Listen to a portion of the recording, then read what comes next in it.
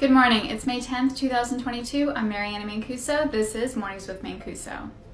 The Senate is set to codify Roe v. Wade this week. However, it looks like they don't have the votes. Mitch McConnell yesterday said that he would not abandon the filibuster and that they would need to get to 60 votes, and I'm telling you right now, my magic 8-ball says the outlook is not so good. Now, this is obviously coming on the heels of the leak that happened last week from the Supreme Court announcing that they were looking at abolishing Roe v. Wade. It is yet to be determined if, in fact, that is the final ruling. Again, that was a draft that we saw from February. We're not sure what's happening, but we know that the Senate Democrats are working hard to try and codify Roe v. Wade, but Mitch McConnell is saying that's not going to happen on his watch. It's Tuesday, you know what that means. It's primary election day for Nebraska and West Virginia.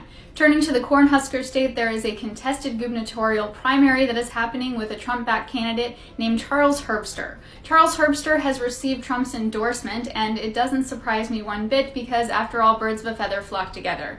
A little bit of background, Herbster is running for governor of Nebraska, and currently 8 women have come out to accuse him of sexual misconduct. Nevertheless, no shocker here, Donald Trump has doubled down on his endorsement for Herbster. It is yet to be seen if Herbster will win the primary today in Nebraska, but if you are in Nebraska and you can vote, please head to the polls.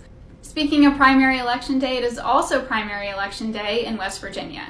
That's right, the Mountain State will head to the polls and cast their ballot. And interestingly enough about this primary election happening in West Virginia, due to the 2020 census, they lost a congressional seat, which means that we have 2 incumbent congressmen who are currently facing off against each other in a primary. We have David McKinley and we also have Representative Alex Mooney. Now, here's a shocker, probably not, but Trump has endorsed in that race and he's supporting Alex Mooney for re-election. We will see what happens and I will check back in tomorrow to give you the results. But if you're in the Mountain State or the Cornhusker State, please do me a favor and head to the polls. After all, if you want to see term limits enacted, the best way to do it is go and vote them out.